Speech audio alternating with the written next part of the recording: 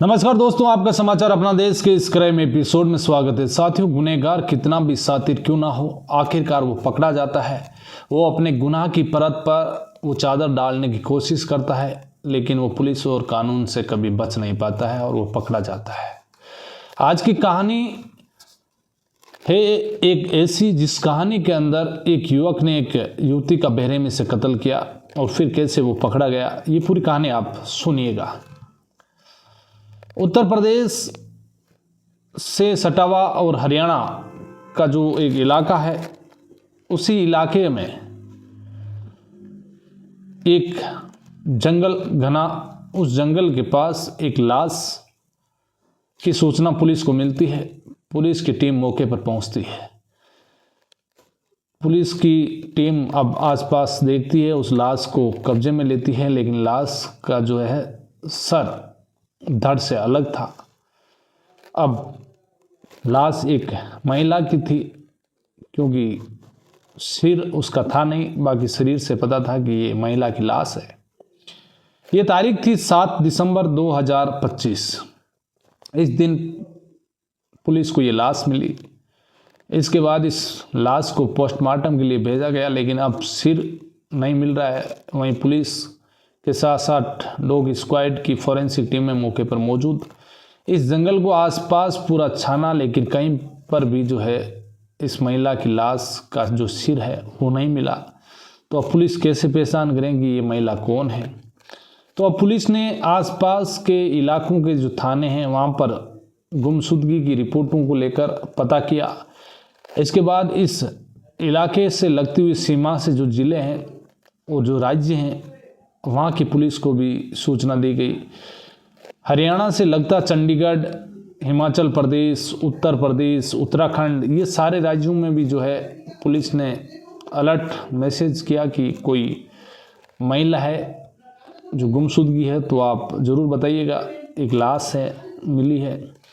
अब पुलिस 2 दिन इंतज़ार करती है और इससे पहले पुलिस जो है आसपास के सीसीटीवी फुटेज खंगालने शुरू किए। पुलिस ने 6 दिसंबर की रात को करीब 11:30 बजे के आसपास एक सीसीटीवी फुटेज में एक कार नजर आई जो उत्तर प्रदेश नंबर की थी। तो ये कार संदिग्ध लगी। इसके बाद आसपास के लोगों से भी पूछा तो उन्होंने कहा कि हाँ, एक लड़का जो एक था उसने कहा कि ये रात को गाड़ी आई थी 11:30 बजे के आसपास। अब उस गाड़ी के आधार पर उस जगह की जो आसपास के इलाकों में जहाँ ये कार नज़र आई, उस जगह की लोकेशन उस रात को जो 11:30 से 12 बजे के बीच में नेटवर्क का पुलिस ने पता लगाने की कोशिश की तो कुछ नंबर उन्हें एक्टिव मिले। उन नंबरों से जब संपर्क किया गया तो कुछ नंबर ऐसे तस्करों के थे, उनसे भी पूछताछ की गई, लेकिन उनसे भी कोई सुराग मिला नहीं।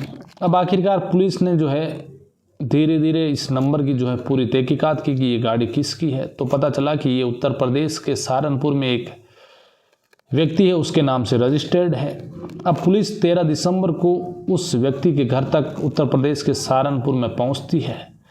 अब घर में एंट्री होती है पुलिस की, तो वहाँ पर शादी समारोह चल रहा था। तो जिस व्यक्ति का नाम आ रहा था उसे पुलिस ने अब ढूंढा, पता किया तो पता चल चुका था, और वो नाम था फुरकान उर्फ बिलाल। ये गाड़ी उसी की थी। अब पुलिस ने उसे हिरासत में लिया तो पता चला कि आज उसकी बहन की शादी है 13 दिसंबर को, और 14 दिसंबर को इसी फुरहान की उर्फ बिलाल की शादी है। लेकिन 13 दिसंबर को पुलिस ने हिरासत में लेकर इसे हरियाणा लेकर आई। अब पुलिस ने उससे पूछताछ शुरू की तो फिर जो कहानी निकल कर आई वो इस तरीके से थी। पता चला कि ये लड़की उत्तर प्रदेश के सहारनपुर की ही रहने वाले, जिसका नाम उमा। इस लड़की की जो 15 साल पहले एक लड़के से शादी हुई जिसका नाम जोनी। यहाँ इससे पहले कि इस उमा की शादी थी 15 साल पहले जिस लड़के से तय हुई, वो उससे शादी नहीं कर कर एक जिस लड़के से, जिस जोनी से वो प्यार करती थी, उसके साथ घर से भाग गई। घर वालों ने उसके साथ रिश्ता तोड़ लिया। इसके बाद ये जोनी के साथ रहना शुरू कर दिया। इन दोनों की ज़िंदगी अच्छी चल रही थी। करीब 15 साल का इनका वैवाहिक जीवन बड़ा सुंदर चल रहा था। 13 साल का एक लड़का भी हुआ इनका, क्योंकि 2 साल बाद में इनके बच्चा हो गया और कुल मिलाकर वो 13 साल का था। तभी अचानक 2 साल पहले ये फरहान उर्फ बिलाल इस महिला के संपर्क में आया, उमा के। ये एक टैक्सी ड्राइवर था। धीरे धीरे दोनों के बीच बातचीत का सिलसिला शुरू हुआ, तो इसने अपने पति से धीरे धीरे किनारा शुरू कर दिया। अब पति जोनी को भी जब पता लगा कि उसकी पत्नी उमा है जो किसी दूसरी व्यक्ति से बात कर रही है, इन दोनों के बीच झगड़ा होता है। अब झगड़ा इस कदर हो जाता है कि ये बात तलाक तक पहुंच जाती है। कुल मिलाकर अब उमा ने 1.5 साल पहले पति जोनी से तलाक लिया और उसने अदालत में कहा कि मुझे मेरे बेटा भी नहीं चाहिए, जो 13 साल का बेटा था वो भी नहीं चाहिए। तो जोनी ने उस बेटे को अपने पास रखा और इस उमा से रिश्ता तोड़ लिया। इधर उमा इस बिलाल के साथ में लिव इन रिलेशन के रूप में रहने लगी। धीरे धीरे वक्त बीतता गया। करीब 2 साल तक ये बिलाल के साथ में ही लिव इन पार्टनर के रूप में रह रही थी, लेकिन धीरे धीरे इधर बिलाल का इस महिला से जो है मन उठने लगा, क्योंकि लंबे समय तक दोनों के बीच में इतना प्यार टिका नहीं। अब इधर बिलाल को लगा कि जब वो इससे शादी करेगा तो फिर ये दूसरे समुदाय से ताल्लुक़ रखती है, तो मेरे घर वाले इसे अपनाएंगे नहीं। इधर वो शादी का दबाव बना रही थी। इधर जो फरहान उर्फ बिलाल है, उसकी और उसकी बहन की शादी उसके घर वालों ने तय कर दी थी, यानी कि 13 दिसंबर को उसकी बहन की शादी और 14 दिसंबर को इसकी शादी। तो इसे लगा कि यदि उमा को उसकी शादी के बारे में पता चलेगा तो वो फिर बड़ा बाउंडर कर सकती है, बड़ा एक्शन ले सकती है, तो क्यों ना इसे रास्ते से हटाया जाए। इसी को देखते हुए बिलाल ने साजिश रची और 13 दिसंबर को उमा से कहा कि चलो हम दोनों घूम कर आते हैं। उमा कुछ भी पता नहीं कि बिलाल की शादी है 14 दिसंबर को, वो अनजान बेफिक्र। अब जैसे उसके लिव इन पार्टनर बिलाल ने कहा तो वो उसकी गाड़ी में बैठती है, उसकी कार में, और दोनों हरियाणा की यमुनानगर की ओर जाते हैं। यहाँ पर एक सुनसान जंगल था, वहाँ पर ये गाड़ी रोकता है। उमा से कहता है कि पीछे की सीट पर बैठ कर कि मैं सीट बेल्ट जो है इस गाड़ी का सही कर देता हूँ। इसके बाद बिलाल उस सीट बेल्ट से उमा का गला तब तक उस सीट बेल्ट से गोड़ता है जब तक कि उसकी सांसें निकल नहीं गई, यानी कि कुल मिलाकर काफ़ी समय तक उसका गला घोटा। इसके बाद उसे लगा कि लाश को यदि ऐसे फेंक दूंगा तो मैं पकड़ा जाऊंगा, पुलिस मेरे तक पहुंच जाएगी। इसी को देखते हुए उसने पहले से ही अपनी गाड़ी के अंदर एक धारदार हथियार, धारदार छुरा जो है रखा हुआ था। वो लाश को नीचे उतारता है गाड़ी से, उसका सिर उसकी धड़ से अलग करता है शरीर से, फिर एक पॉलीथीन में उसका सिर रखता है और उस लाश को जो है वहीं उसी जंगल में वो फेंकता है। इसके बाद वो कुछ दूरी पर उसके सिर को गाड़ी से लेकर जाता है बहादुरगढ़ की जो खाइयाँ हैं पहाड़ी इलाके की, इन खाइयों में ले जाकर पटक देता है कि यहाँ पर जंगली जानवर इस सिर को खा जाएंगे और पुलिस को कभी पता नहीं चल पाएगा और वो पकड़ा नहीं जाएगा। लेकिन आखिरकार पुलिस ने टेक्निकल एविडेंस और जो उसका सीसीटीवी फुटेज में 6 दिसंबर की रात को 11:30 बजे के आसपास इस गाड़ी को कैमरों में कैद होने के बाद सीसीटीवी फुटेज से ये पुलिस इस मामले का खुलासा किया। तो एक बड़ी क्राइम की कहानी को अंजाम देने से पहले उसने बड़ी साजिश रची। लड़की का जब पोस्टमार्टम हुआ तो उसकी लाश का, बिना सर की लाश का पोस्टमार्टम हुआ, सिर मिला नहीं पुलिस को, क्योंकि जंगली जानवर बहुत ज़्यादा थे उस इलाके में। तो उसके शरीर पर, बदन पर एक भी कपड़ा नहीं था। नग्न अवस्था में सारे कपड़े भी उतार कर उसकी लाश को फेंका कि किसी कपड़ों से भी उसकी शिनाख्त नहीं हो। तो फरहान उर्फ बिलाल ने एक बेरहमी से उमा का कत्ल किया और उमा जो है अपने 15 साल के पति के प्यार को छोड़कर और 2 साल के प्यार पर भरोसा किया, इसके साथ रहना शुरू किया, जिसका अंजाम बुरा हुआ। अब बिलाल पुलिस की हिरासत में है, उसे बड़ी चार्जशीट पुलिस पेश करेगी उसके खिलाफ, तो लंबे समय तक वो जेल जाएगा। उसने ऐसा जो है कत्ल किया है। तो कुल मिलाकर बिलाल ने पूरी साजिश रची कि वो कभी पकड़ा नहीं जाएगा, लेकिन आखिरकार पुलिस की जो टीम है उसने पूरे एविडेंस इकट्ठे किए, एक एक कड़ी जोड़ी, सीसीटीवी फुटेज खंगाले, नेटवर्क में कौन कौन से नंबर एक्टिवेट थे, वो सारी तमाम चीज़ें पुलिस ने जब खंगाली, इसके बाद ये आरोपी तक पहुंच पाई। और इसकी 14 दिसंबर को जो शादी होने वाली थी, अब वो सलाखों के पीछे है, यानी कि जिस लिव इन पार्टनर के साथ रह रहा था उसकी हत्या कर दी। तो आज की कहानी में बस इतना ही। फिर किसी कहानी में आपसे मुलाकात होगी, तब तक के लिए आप अलर्ट रहिए, सावधान रहिए, क्राइम से बचिए। जय हिंद। उसका जो रेवेन्यू एरिया है उसके अंदर जो हमारी मुख्य सड़क है जो यहाँ से पोंटा साहब को जाती है, तो उस सड़क से लगभग 20 मीटर की दूरी पे एक युवती की लाश बरामद हुई थी। तो इंटरेस्टिंग बात यह है कि उस युवती का जो सिर नहीं था, सिर्फ धड़ पुलिस को मिला था।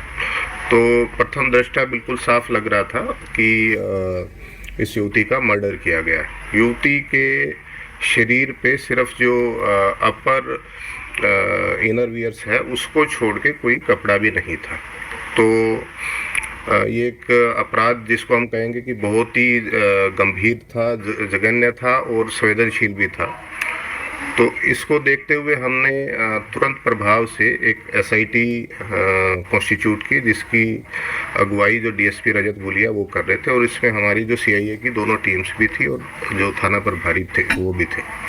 तो इसमें जो पुलिस के सामने मुख्य चुनौती थी वो थी इस लाश की आइडेंटिटी को एस्टेब्लिश करना, इस युवती की आइडेंटिटी को एस्टेब्लिश करना। तो इसके लिए हमने जो पूरे हरियाणा में जितने भी थाने हैं हमारे, या आसपास के जितने राज्य हैं, हिमाचल प्रदेश है, चंडीगढ़ है, उत्तराखंड है, उत्तर प्रदेश है, तो आसपास के राज्यों के जो साथ लगते ज़िले हैं उनमें भी हमारा लगातार संपर्क चल रहा था कि कहीं इस युवती की कोई गुमशुदगी की खबर हो। लेकिन 6-7 दिन लगे रहने के बाद भी हमें किसी भी चैनल से इस युवती की आइडेंटिटी के बारे में कुछ नहीं पता लगा।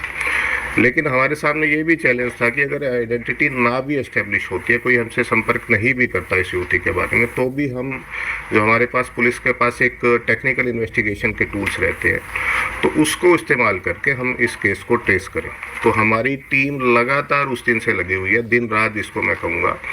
और 6 दिन आज मैं कहूँगा कि अगर मंडे से हम पहला दिन माने, सोमवार को बॉडी मिली थी, तो 6 दिन के अंदर बहुत ज़्यादा एफर्ट करने के बाद हमने इस केस को ट्रेस किया है। जो आरोपी है जिसको कल गिरफ्तार कर लिया गया, उसकी पहचान, उसका नाम है फुरकान, बिलाल, फादर नेम फुरकान। ये टिडोली गांव है सहारनपुर के पास, नकुड़ के पास में, ज़िला सहारनपुर में, वहाँ का रहने वाला है। और जो ये युवती है उसने जो पूछताछ में बताया, ये भी सहारनपुर के एक गांव के पास की रहने वाली है, और लगभग 2 साल से ये सहारनपुर में ही एक तरह से इसी युवक के साथ पार्टली हम कह सकते हैं कि लिव इन में रह रही थी। तो लगभग 2 साल से इनके संबंध थे।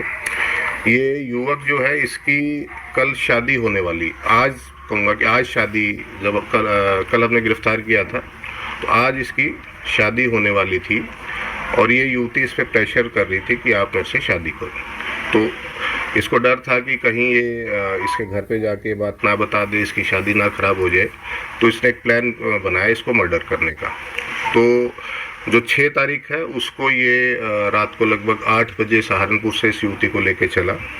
तो इसका प्लान फिर ये उस दिन ये पहले अपना पोंटा भी गया दिन के अंदर, वहाँ इसने कोई रूम को भी देखने को तलाश करने की कोशिश की जहाँ पे ये इस हत्याकांड को अंजाम दे सके। लेकिन रास्ते में इसने बहादुरपुर जो गांव आता है वहाँ पे ये कार में बैठे थे दोनों, तो ये किसी बहाने से पिछली सीट पे चला गया और उसने जो सीट बेल्ट है वो खोल दी। युवती इसके साथ वाली सीट पे थी, जो कंडक्टर सीट जिसको हम बोलते हैं। तो इसने सीट बेल्ट को ठीक करने के बहाने से खोला सीट बेल्ट को, और उसी सीट बेल्ट से इसका गला घोट दिया। तो फिर लगभग आधा किलोमीटर आगे जाके इसने बॉडी को गाड़ी से उतारा, और जहाँ पे बॉडी मिली है वहीं पे इसने उसका गला रेता।